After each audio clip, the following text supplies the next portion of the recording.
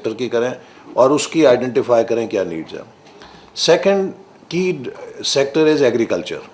Again Pakistan का एक बहुत बड़ी नीड है एग्रीकल्चर में। अच्छा, अब एग्रीकल्चर में उनके साथ बैठ के आइडेंटिफाई करें कि कौन से एरिया, मिसाल के तौर पे पहला तो क्रॉप वाइज होगा ना, कि क्रॉप्स के लिहाज से हमारे पास कितने कॉटन के कैसे एक्सपर्ट्स हैं, वीट के, शुगर के, हॉर्टिकल्चर के, वेजिटेबल्स के, फ्रूट्स के, जो कि हमारे वो क्रॉप्स हैं, उसमें लाइफ स्टॉक भी आ जाएगा, डेयरी सेक्टर के क्या है, पोल्ट्री के कितने चाहिए, मीट के कितने चाहिए।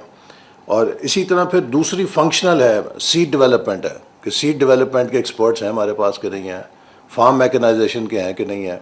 तो ये जो फंक्शनल एरियाज़ हैं, GIS और ये जो न्यू ड्रोन टेक्नोलॉजी आ रही है एग्रीकल्चर में, उसके कितने लोग चाहिए होंगे। तो उसमें फिर आप ये आइडेंटिफाई करें कि एग्रीकल्चर के जो डोमेन्स हैं वो कौन से हैं जिसमें हमें अपनी वर्क फोर्स को आइडेंटिफाई करना है। तीसरा sector is technology, all technology related fields. और टेक्नोलॉजी में obviously the first is IT, कि IT में हमें कितने लोग चाहिए। हमें फ्यूचर में स्पेस प्रोग्राम अगर बनाना है तो हमारे स्पेस प्रोग्राम की क्या नीड्स हैं, इंजीनियरिंग के जो सेक्टर्स हैं उसमें क्या नीड है, एनर्जी सेक्टर की क्या नीड है हमारी टेक्नोलॉजी में, इसी तरह बायोटेक्नोलॉजी या दूसरी जो टेक्नोलॉजीज़ हैं जिनकी रेलेवेंस है। ये टेक्नोलॉजी के जितने डोमेन्स हैं इन सब के अंदर कौन कौन सी टेक्नोलॉजीज़ हैं जो मुस्तकबिल के लिए हमारे लिए ज़रूरी हैं और उसमें हमें कितनी ज़रूरत है और हमारी इस वक्त एग्जिस्टिंग क्या कैफियत है। Fourth is services. अब सर्विसेज में फाइनेंशियल सर्विसेज भी आ जाएंगी, उसमें टूरिज़म एंड हॉस्पिटैलिटी भी आ जाएगी, उसमें हेल्थ सर्विसेज भी आ जाएंगी। ठीक है, तो देख लीजिए कि सर्विस सेक्टर के अंदर कौन कौन से एरियाज़ हैं, उसमें हमारी क्या पोजीशन है। फिफ्थ इज़ माइनिंग, कि माइनिंग एक की एरिया है, उसके अंदर आपने काम किया हुआ है, उसके हिसाब से आप देख लें कि पाकिस्तान की जो फ्यूचर माइनिंग है उसमें सारी ये कॉपर एंड गोल्ड तो नहीं है। अब नॉर्दर्न एरियाज़ में जेम्स हैं हमारे पास, सारी उस सारे के हवाले से जी। तो जितनी माइंस हैं उसमें वैल्यू एडिशन के लिए अब मार्बल है, इतना पाकिस्तान को अल्लाह ताला ने मार्बल दिया है। नीचे से शुरू हो जाएं आप गवादर से वो पूरा उस बेल्ट पे चलते हैं चित्राल तक, वो पूरी यानी कि हमारी बैकबोन जो है वो ग्रेनाइट ही है सारी। लेकिन हम दुनिया में तो वर्ल्ड लीडर नहीं है, हम आज भी वो बारूद हैं जी, हम आज भी वो बारूद के ज़रिए अपना मार्बल तबाह कर रहे हैं। We are not the leaders in marble technology, we should have been the leaders.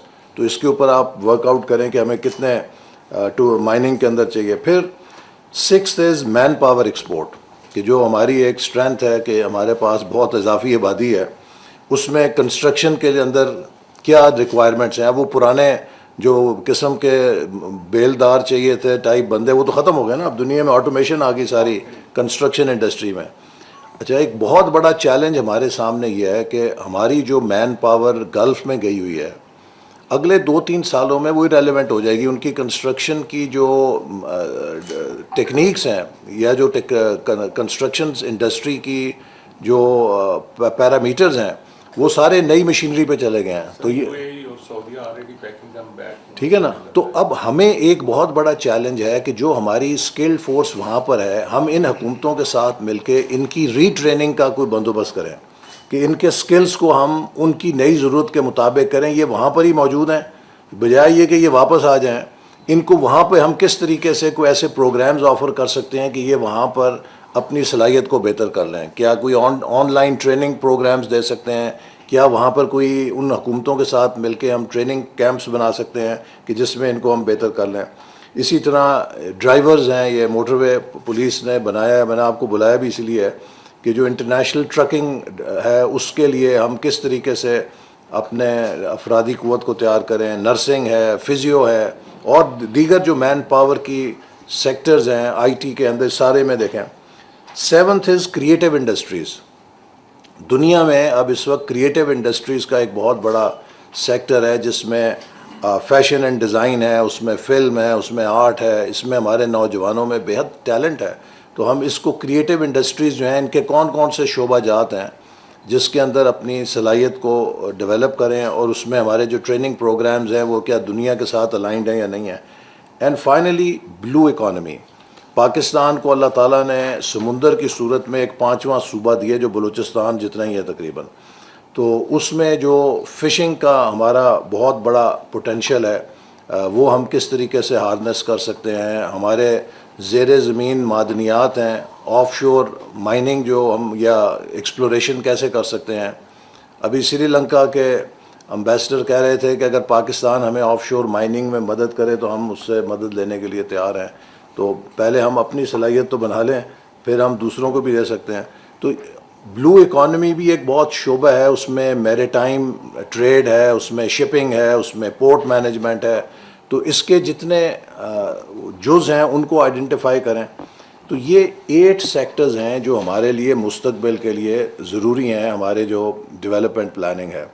और इस सब के अंदर आप इनके शोबे के नुमाइंदों से बैठ के वर्कआउट करें कि क्या आपकी रिक्वायरमेंट है, और फिर उसके मुताबिक हम अपनी जो यूनिवर्सिटीज़ के प्रोग्राम्स हैं उनको उससे अलाइन करें।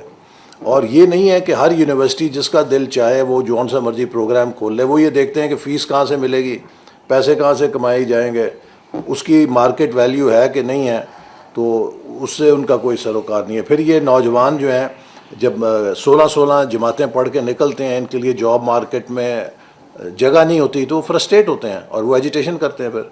तो इसलिए हमें ये जहाँ यकीनी बनाना है कि अपने बच्चों को आला तालीम दें, ये भी उतनी ही ज़िम्मेदारी है कि वो तालीम उन शोबों में दें जो मार्केट बेस्ड हों, ताकि उनके लिए रोज़गार के मौके पैदा हो सकें। और फिर मैं आखिर में दोहराऊँगा कि हर पाकिस्तानी नौजवान को एक पोटेंशियल एक्सपोर्टर के तौर पे तैयार करें कि उसके अंदर एंटरप्रेन्योरशिप होनी चाहिए और उसके अंदर ये सेंस होनी चाहिए कि मैंने एलसी कैसे खोलनी है, मैंने माल कैसे बनाना है, कैसे बाहर भेजना है, मैंने ऑनलाइन ई कॉमर्स कैसे करनी है। क्योंकि अब तो दुनिया में सारा काम ई कॉमर्स के ज़रिए हो रहा है, तो उनको ये बेसिक सेंस होनी चाहिए कि वो एक एंटरप्रेन्योर बन के कैसे एक्सपोर्ट कर सकता है, क्योंकि that is Pakistan number 1 need right now. तो इस पैराए और फ्रेमवर्क के साथ आप एक अपना बनाएं plan, and then I think that will be important useful for our future needs.